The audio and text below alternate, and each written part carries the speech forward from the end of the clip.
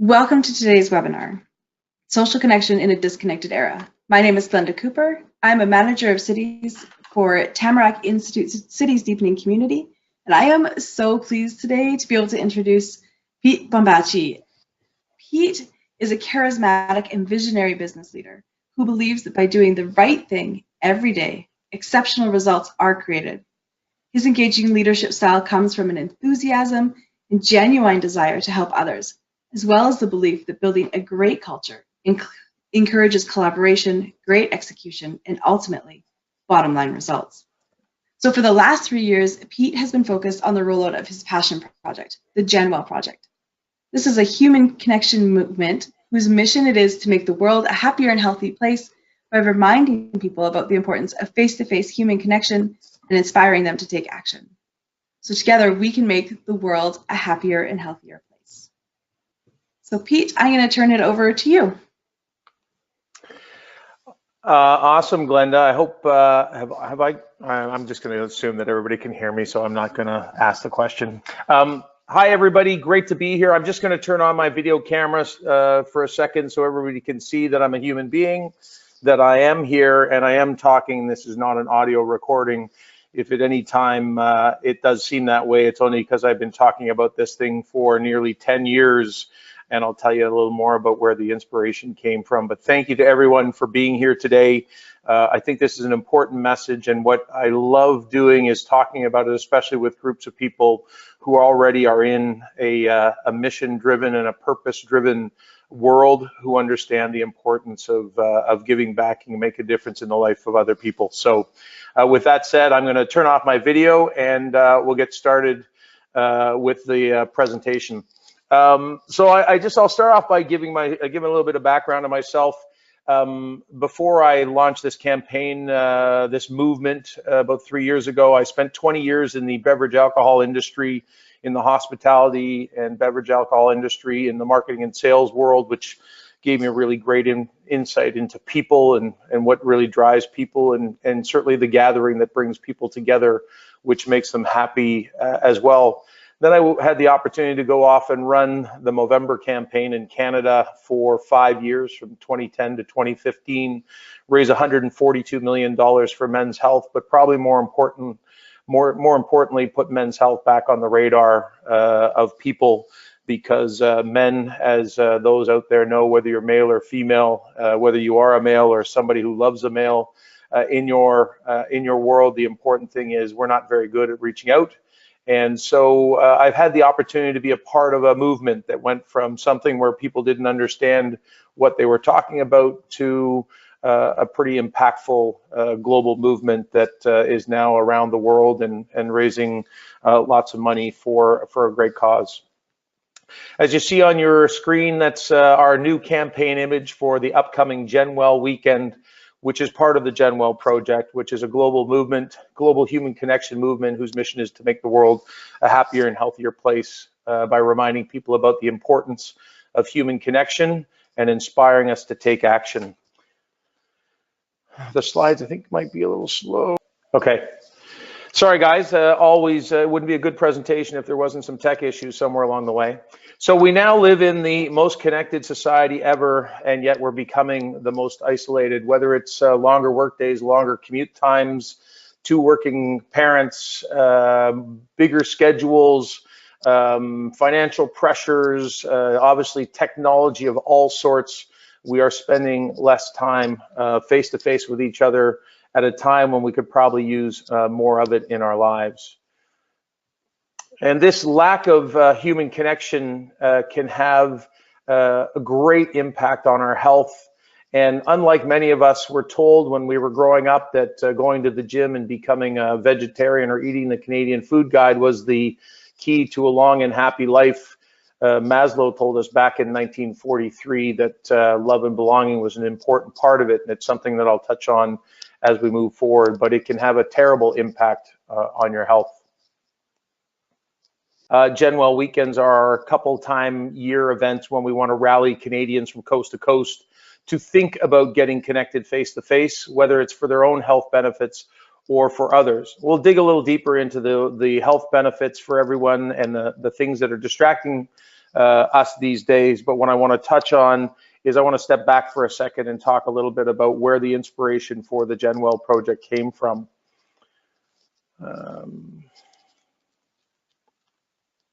Sorry about the technical stuff. So as you heard, our mission is to make the world a happier and healthier place by reminding people about the importance of face-to-face social connection and inspiring them to take action. The original inspiration behind the campaign was the summer blackout of 2003, which happened on the East Coast of North America. 50 million people went without power for anywhere from 2 to 7 days. And, you know, people experienced quite a bit that day. I was in Toronto that day and experienced what happens when you turn off the power to everything and it's still the end of the workday. First off, people struggled to get home. Gas stations were closed. Technology, you couldn't talk to people by the phones. The cell lines were all jammed, so there wasn't people getting through. But what you see is that in times of crisis, we as a human species are truly incredible, that we all drop what we're doing. We help people. We pick people up on street corners. We hand out ice cream, water, direct traffic. But it's oftentimes that we forget once we get through those crises that we go back to living the normal fast-paced and distracted world that we're in. What happened that night after everybody got home and was able to check on their loved ones and make sure that everything was okay, which on a day like that, it was about 33 degrees. It was a beautiful sunny day, and other than the heat for some seniors that were living in homes, residents, or even people in tall apartment buildings or condos, what happened when we got home and we checked on our loved ones is we connected face to face. Maslow told us back in 1943 about the importance of human connection and that we as human beings function much better when we're together, and when we turned off all the distractions and the pace of the world around us, we naturally did what we want to do and need to do, which is connect with other people. And unlike our normal busy day where we might have connected with the person in Vancouver from Toronto or in London, England, because it's an old friend from high school or university, we weren't able to do that. We were only able to connect with the people that were closest to us, whether it was in the office, because it happened at 4:10 in the afternoon, whether it was at home, the neighbors, whoever you got connected with, the people were right next door to you physically and emotionally. That night at about 9:30, I walked out in a street in Toronto and unexpectedly realized that on that street you could no longer drive a car down because there were so many people out talking to each other, playing games, sharing food and beverage, that something stuck with me that night that said, this is something really interesting.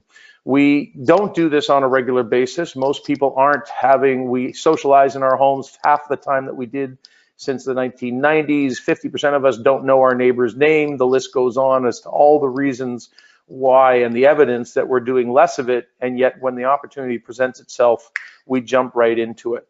So having seen that experience in 2003, having worked with the mental health community when I was running Movember, and understanding the importance that human connection played both post a mental health issue, but even probably more importantly in prevention of mental health issues, the importance of staying socially connected to keep you in a good headspace was critical for sustaining a happy and healthy life. In understanding all of those components together, and even having a mom who was brought up in a small town in Northern Ireland, who told me the only way she survived as a child through challenging times was building her community, and whether it was sharing food, whether it was sharing shelter, childcare, all the different things that people struggle with even today, you know, that is how people survived many decades ago. And the reality is that combination of insights from those various aspects led to the creation of the GenWell project. We live in a challenging world. We've got lots of things going on. There's a slide there that kind of points to some of them. We live in a faster paced, more distracted, and more pressure-filled world in history. We have longer commute times, longer work days. We have more two-working parents. We have the digital distractions that we talked about earlier. All of these things and the pressure in the 24-hour news channels that are constantly reinforcing the negative stuff that's out there and taking us away and distracting us both from emotionally with the topics, but even from the time to spend time together and it's having a negative impact, whether that be mental health issues, depression, anxiety, and other things that are happening throughout society. Here's some numbers that kind of reinforce what all the different aspects of those distractions and technology are having on us as a society. Sorry, some of the transitions are a little slow here, but you can see some of the numbers here, and this really speaks to, you know, some of the things that are happening to us in the world today, including that last point that came in, which is the largest percentage of people living alone in history. It's now the largest percentage of our population that live in isolation. And living in isolation doesn't mean you're lonely, but it gives you more opportunity to find yourself in that state. Here's the next slide that really speaks to what that is doing to us on a day-to-day basis.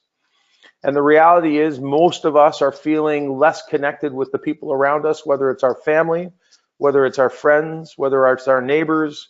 And as I think I said off the top, or it might have been on a call earlier, sorry, 87% of employees in Canada go to work each day disengaged with the work that they do. And a part of that is because they're not connected to other people and to the organization that they're working for. And this is the impact that it's having on our health. Sorry for the slow transition. You know, we see mental health and rates of anxiety and depression growing in youth.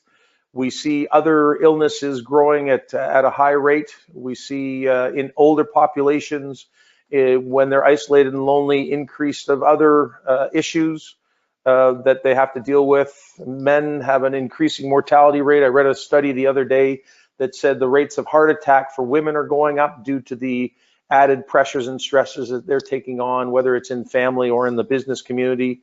And frankly, as we get to the older population and the older and aging population that we're experiencing society, you know, loneliness has a greater health risk than smoking, obesity, high blood pressure, and alcoholism, which is pretty hard to believe. And yet the funny thing is, the research is clearer than it's ever been before. The single largest thing that makes us happy in life is spending time with other people. That's an 80-year study out of Harvard. Some people refer to as the happiness study, and others the technical is the Grant and Gluck study. That's really asking people over the course of their lifetime what made them happiest, and it is the relationships and the time that they spent with, you know, friends, family, neighbors, colleagues, and built the relationships that surrounded them during challenging times.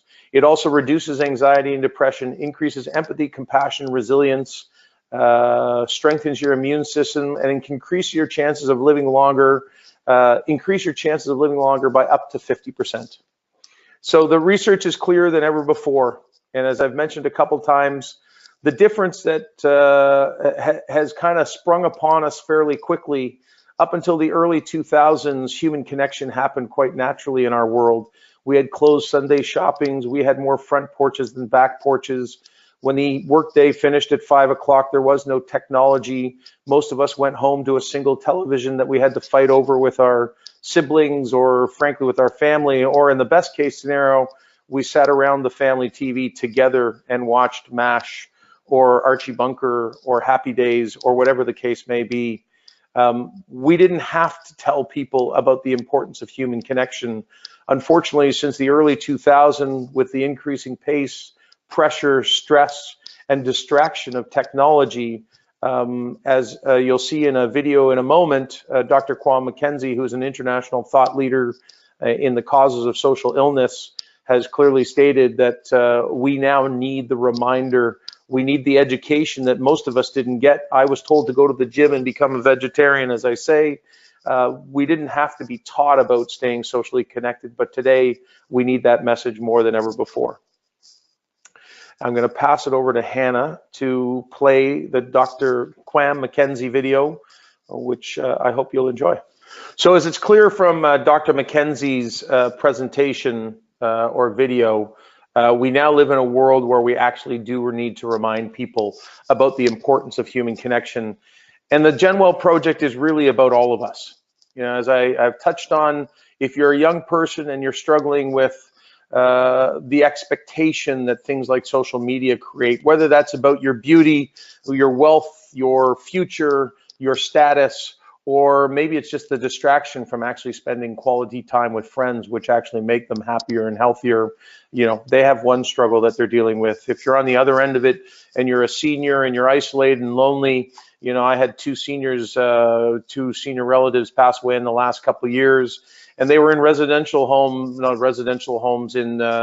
residences.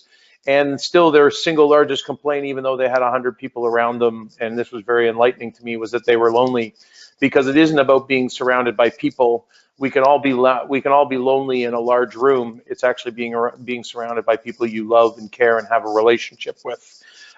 So, you know, they're struggling because most of us have been so distracted and pressured on our time that we don't spend time with those who can probably provide us with some of the greatest insights on how to manage through the challenges that we're facing today. And if you're in the middle, the sandwich generation, who's dealing with seniors, who's dealing with young kids, who's dealing with work pressures, the transition of work from full-time positions to part-time contract, you know, financial pressures, interest rates, political polarization, for all of us, the pressure is there each and every day. And it does show also that, you know, the middle generation is also struggling with some social media, or, you know, the expectations that we've created in our own lives, whether it's through the lives we've become accustomed to or the lives we're watching other people live on their human highlight reels. We're all struggling. So the goal of this campaign is to get people to get connected, because when you spend time with other people, it allows you to chat through the challenges and put all the expectations, the challenges, and the understanding of what's important into context. I wanted to call out, we're not an anti-technology campaign. Technology is here to stay. It's about finding the balance and making sure that people understand what are the positive things they can do on technology and what are the negatives. There's a great gentleman out of NYU, Adam Adler, who says the research shows we spend 3 times the amount of time on websites, apps, and different things that depress us or make us have negative emotions than we do on the things that actually give us positive feedback and positive emotions. If you spent all day reading the feed on GenWell Project or Tony Robbins or Robin Sharma, I wouldn't be worried about the time you were spending on technology. But if you're there just following along other people, that certainly can create some expectation. We're not, frankly, anti-anything. What we are is pro-human connection. We want to inspire people to do the right thing. And if we inspire you to spend time, as I presented to Humber College in Toronto yesterday, and in a 45-minute presentation, not one 20-something-year-old picked up their phone, and I said, you know, there's the example of the GenWell project right there. If you're engaged in a great conversation with people, or you're engaged in a topic of conversation, we don't need to tell you to put the phone down. We don't need you to turn off the TV, because you'll actually engage. But what we need is that catalyst to actually make it happen. So here's really what the GenWell project's all about. We host 2 weekends a year, one in the spring, one in the fall, which are the 2 highest suicide times of the year. Many people think it's wintertime. It's not. The seasonal transition creates some challenges for people. In May, we host the first weekend in May. We do so because kids come back from university at the end of April. Most of us have come out of hibernation as the spring starts to come about, colder, darker days in the wintertime. And for some people, May 2-4 becomes actually the start of their summer routines. So we're actually only in our communities as a group for a very short period of time, about 3 weeks. So we want to use one of those weekends, and the first one as we come back from school and come out of the cold, to get people connected, because what we've seen from our GenWell surveys is if we can get you connected once, you will continue to get connected with other people. We've gotten out of the habit of connecting, and what the GenWell project wants to do is help you create healthy connection habits, not only today, but moving forward. We do the same thing in the 3rd week after Labor Day weekend, almost for the exact same reasons: seasonal transition, challenges in people's lives. But the reality is you're settling back into the routines that will take you into the fall and the colder days of winter, colder, darker days. And what we want to do is get you connected at the time that you need it most, so that can take you on your journey through those other days. And whether it's connecting with the people that you got together with on the GenWell weekend, or we inspired you to stay more connected with other relations, the important thing is we got you started. We do Fridays with schools and businesses. As we talked about young people, their challenge today, you know, the discussion about technology in schools is a big one. But if we can actually focus them on what the thing is that they should be doing on that Friday and get them into the habit of connecting face to face and putting away the technology, then that's a great starting point. Businesses, the numbers are off the charts to the benefits. A highly connected and happy workplace is 22% more productive. It increases collaboration, retention, attraction of new employees. But even more importantly than the results and the numbers is the thing that makes a happy and healthy culture in a business is having happy and healthy human beings. It doesn't work the other way around. Just because we have a happy culture with happy people at the office doesn't mean they all go home on the weekend and they're all highly connected and enjoying life. And you see this more and more in the business community, people focused on getting their businesses connected and thinking about the person from a holistic perspective. So I think we're all seeing the benefits of actually thinking about people as a human being and not just as an employee who comes to office Monday to Friday, 9 to 5. The rest of the weekend, we encourage you to get together with family, friends, and neighbors because the thing that's actually going to help you stay connected are spending time with people in the communities that you live and breathe in, and that's friends, family, neighbors, and colleagues, as I've touched on. The reality is going and getting connected with people that you're not going to see again doesn't have the same health value. Meeting and talking to strangers does have positive short-term implications, but really what we're focusing on are those 4 key areas that are driving long-term healthy relationships that will help you stay healthy moving forward. And the only thing we ask, and I'll talk a bit more of it on the next page, is we ask you to sign up and let us know that you're getting connected so you can be part of the global human connection movement that's going to make you and everyone around us happier and healthier. Here's what I think sorry about this, too quick there. Here's what I think we're doing different. Purpose before profit. As I say, there's no cost to participate. We want people to register to become part of the global movement, but the reality is we didn't want there to be a barrier between hearing this message and participating. We believe that there's a great opportunity from a business model to get businesses to support this movement, because every business should want to be a part of making the world a happier and healthier place. Also speaking with foundations and governments in order to take this message to a higher level, because we all need to be hearing this. We focus on those 4 groups: family, friends, neighbors, and colleagues, because those are the ones you're most likely to build an ongoing healthy relationship with, and that's what makes you happier and healthier in the long run. We focus on the 2 weekends a year because those are the times of the year where people struggle the most, but it's also to be the catalyst, no different than the blackout was in Toronto in 2003, to get people to do the thing that we naturally and innately need, but we just keep putting it off today because we do live in fast-paced, pressured, and distracted world. Prevention, this certainly is a campaign and a movement that can work for people who've battled with mental health, but this is actually a prevention movement. This is about all of us. Whether you wake up on the right side of the bed today, spending time with other people will actually keep you there. If you wake up on the wrong side of the bed, spending time with other people will move you back to the right side of the bed. And no matter who you are, if you don't find a need in yourself to get connected with people, then there's a great opportunity in the GenWell project to think about the people in your life that you could reach out to and make a difference in their life. And longer term, our goal is to help handle the challenges that we're facing in society today and as we move forward, and to help people create healthy connection habits so that they can cope and build on any of the challenges that they might be facing by connecting with other people. And one of the exciting things, and I think I'm just about running out of time here, what I want to say is one of the exciting things for me as somebody who's been from the for-profit to the not-for-profit world of Movember is the ability to actually bring down some of the barriers between organizations. And I want to give a huge shout out to Glenda, who immediately on a phone call with Glenda about this movement said, my people, our organization needs to be talking to people about what you're doing. Because we don't collect donations, we're not here about the money, so it really allows organizations, charities, not-for-profits to come together and share our message. On that sheet, you'll see just a selection of the organizations that have partnered with us, and we're partnering with them not only to share our message, but we want to share the importance of social connection in the work that they do. You know, whether it's Tamarack, you know, poverty reduction, bringing people together without question is a way, as my mom certainly told me, to get people connected and help them through the challenges that they face.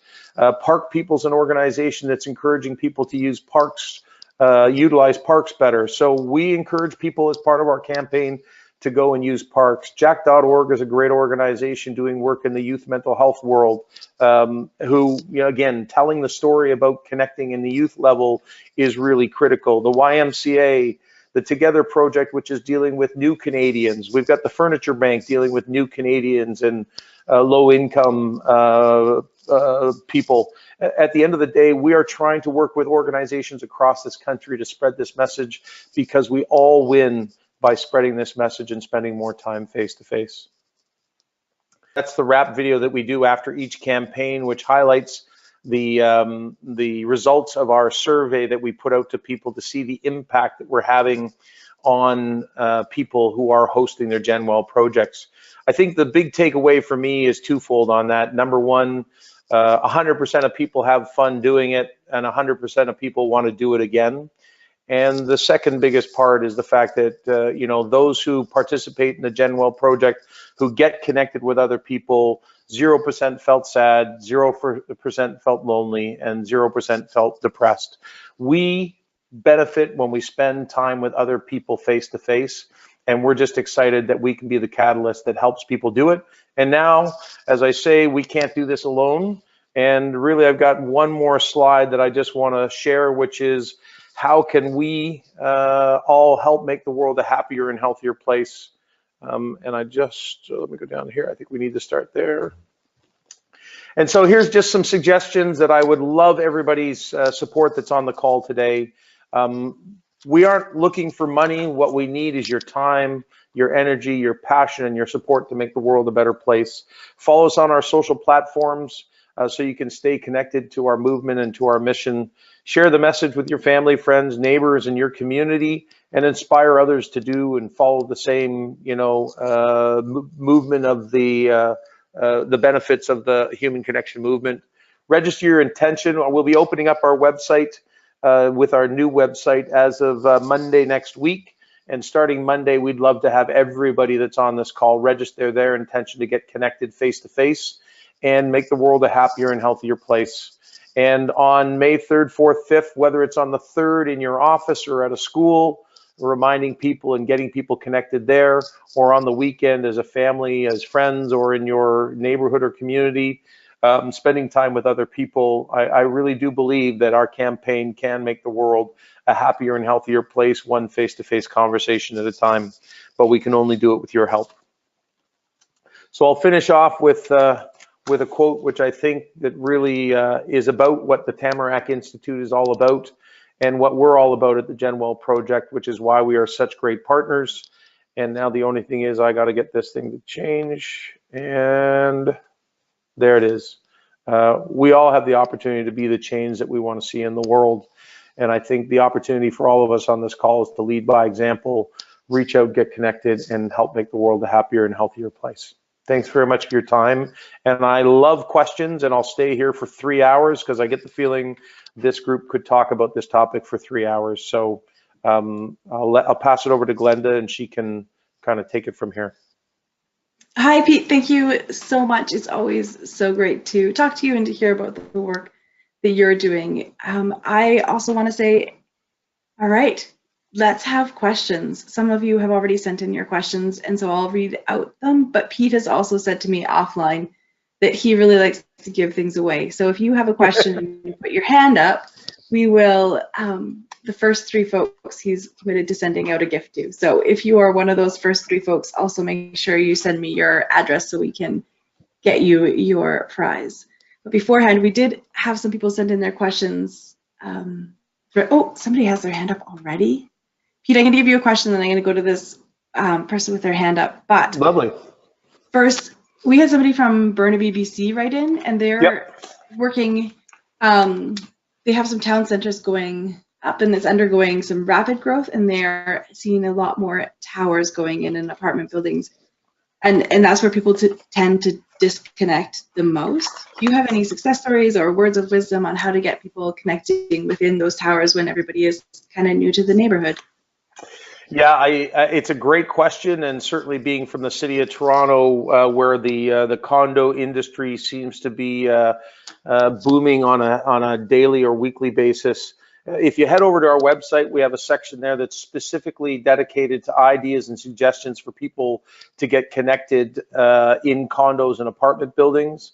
And just to let you know, we have a business and community outreach group, which includes myself, and we're reaching out to all both the commercial and the residential condo and business buildings, encouraging them to reach out to the members in their complexes to get connected. Again, I think with the right suggestion and with the right catalyst, that being the GenWell project, what we need to do now is spread the message with as many of the condo boards as possible. I've personally lived in a condo before as well. And I think the even more powerful thing as we make in our suggestions is it isn't always about the party room. The research shows that above 7 floors, people disconnect from the people in a condo because there's too many people. They find it overwhelming. So whether it's attacking it from 1 floor or even the 2 neighbors on either side of your condo or apartment unit, the key is, bite off small bite-sized pieces so that you can get connected in smaller, less intimidating groups. But now we've given you the suggestions, we've given you the catalyst of GenWell Weekend, and now it's really over to people to hopefully see that it isn't too overwhelming to make it happen. That's great. Thanks, Pete.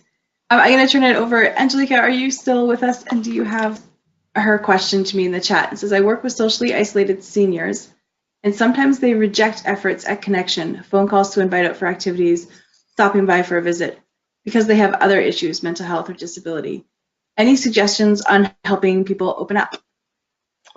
Yeah, I'm certainly not an expert in the area of how to get people opened up, other than having dealt with my own 3 seniors in my own personal life, and having come through, working with a lot of mental health experts. I think the key is always about not accepting, this may sound terrible, but not accepting them at their word.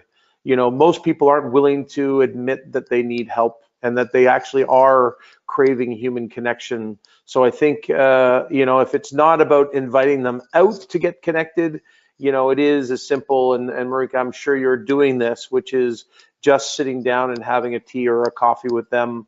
And I think if you continue to come, and I think one of the great things about the GenWell project is the distraction of, it's not me who's coming to do it, but there's this event that we should be doing this because this thing is telling us that we should be doing more of this. And I think that deflects it from kind of a personal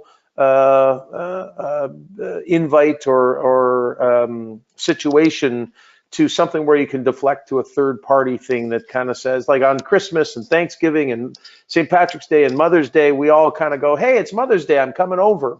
So I think maybe the GenWell project can play that role as we move forward, that people can use that as the excuse to reach out to people who may not be as open as we would like them to be. I hope that helps a little bit. Hi, Pete. I just saw that Angelica had said, thank you for your suggestions and using that event as a draw. That's a really good idea too, and to keep being persistent. So thanks for your words on that one. We have Jim Turner with us, and Jim, I'm just gonna unmute you. Do you have a question? Hi, good afternoon.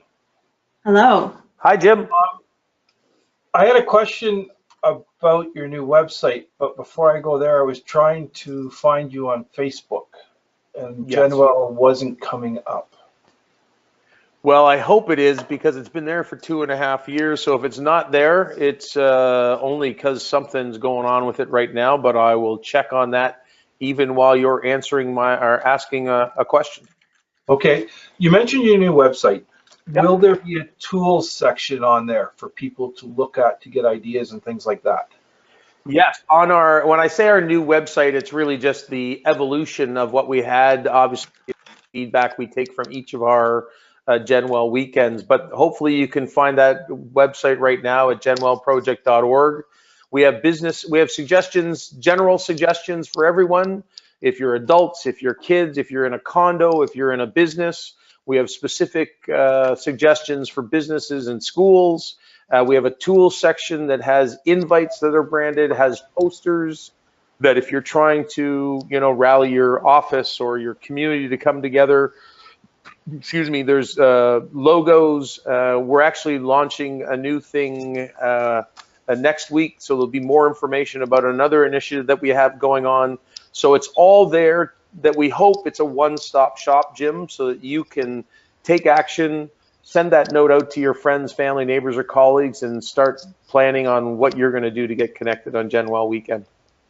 Thank you. You're very welcome. Thanks for the question. Great. I also want to point out that we will send out all of that information as well in a follow-up email, so you'll have access to all of this great work that GenWell is doing. So we have another question, it looks like, from Chris. Chris, are you able to speak?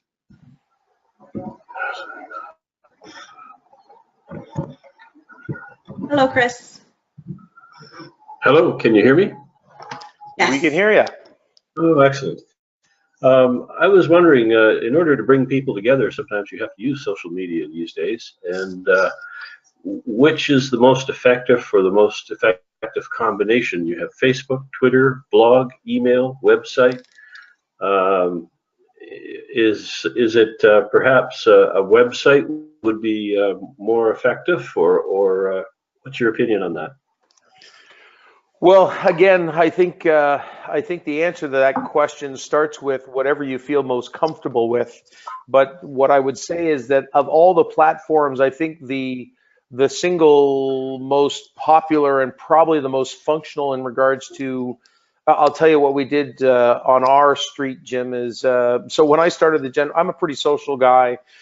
We started the GenWell project. We lived on this street for 5 years. I had never gotten the street together, and we held our first GenWell weekend. And the reality was, as a follow-up to that, is we created a Facebook group that allowed people on the street to actually communicate throughout the course of the year and get connected. So if it's about what do you do as a follow-up, that to me is probably the best platform to do it on. But to be honest with you, to get that GenWell project going on our street, what it took was printing off the invites, going door to door, knocking on people, because until you have their information, until you have an email or a Facebook page, really this goes back to the simple things that we used to do. I actually, I'll tell you a funny story. On the first GenWell weekend, I had somebody reach out to me and said, how would I actually talk to my neighbors? I don't have their email address. And so for some people, we have become so accustomed to the way we communicate today, they can't even think of how we would actually communicate with our neighbors. And so that was a serious question that came in as to how would I actually talk to my neighbor without an email address. The other thing I'll actually throw out there on that answer is I had a lady come to the very first one, and she said, I've lived on this street for 19 years and nobody has ever got me or got our street together to get connected. So people are craving it, they're out there, and it just takes somebody to step up and start the momentum. And I guarantee you people will come out of the woods, out of the trees in order to get connected, because we all need it. Great, thank you. Thanks, Chris. Great, thanks, Chris. Pete, we have another question online that just says, is this happening in the US? Thank you, Martha, for that question. Martha, that's a great question.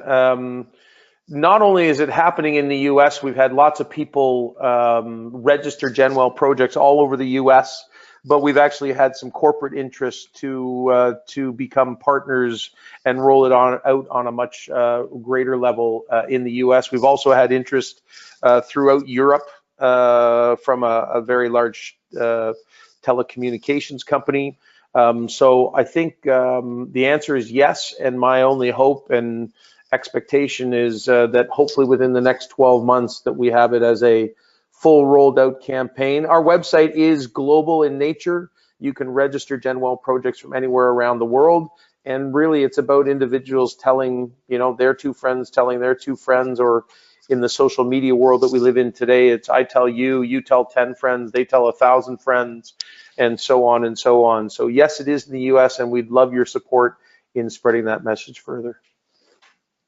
And I messed up, Martha, I didn't see that you had your hand up. Do you have voice control or audio?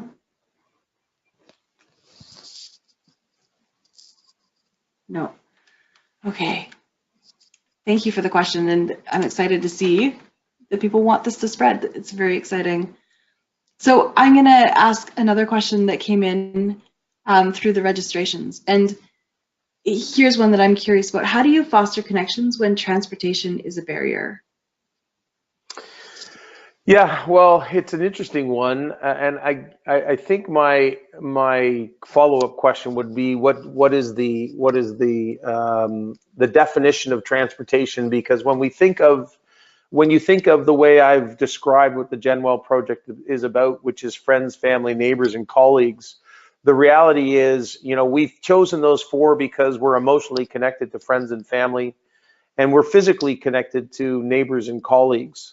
So certainly there's going to be challenges that we may not be able to speak to our best friend that's on the other side of town or the other side of the country.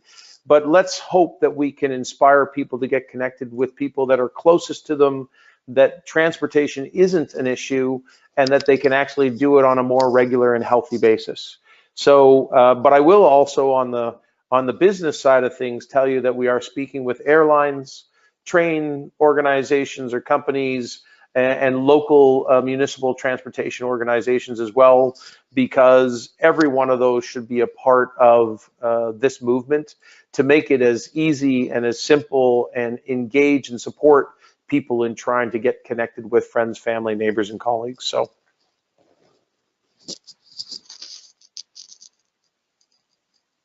Great, thank you for that. I love that you're already spreading out, looking at how we can talk to all the people involved in transportation. So, Chris, it looks like you have another question. And I cannot seem to unmute you. Uh-oh. Can you hear me now? There we go. I gotcha. Good. On the transportation question, for more than 20 years, we've had a volunteer group that emphasized when we looked for funding, especially from federal government, that we wanted to spend a significant amount of the budget on transportation costs. So we'd pay federal rates for mileage to bring people in from the country to a meeting or to go out to meet them. And that's something that they eventually have come around to. They do that more readily now. Yeah, and hey, I think there's lots of different programs out there that are getting people connected for various things. And when you say a meeting, I'm assuming there was a specific topic that somebody was coming in to discuss, or frankly, I know there's lots of programs where people are getting treated for various illnesses, where there's transportation costs that are covered. Again, I think the biggest part of the answer I would have for this, which is trying to break down more of the barriers by clarifying who we are encouraging people to think of as the people that they can get connected with. We shouldn't have to, and the country might be slightly different, but we shouldn't have to travel 1,000 miles to go and meet somebody to get connected, because that's what makes us happier and healthier. And there may be a habit that we've gotten into where we always go to the easiest solution of that regular person that we get connected with, but hopefully we can inspire and be the catalyst that gets people to open their minds as to who that person might be, that keeps them happy and healthier. Because even when you walk out that door, in the 80s and 90s, we didn't have automatic garage doors, so you had to get out of your car and actually talk to your neighbor. God forbid we should all just start talking to our neighbor. And with 50% of Canadians not knowing our neighbor's name, there's a good starting point, just to start talking to the people that are right beside you.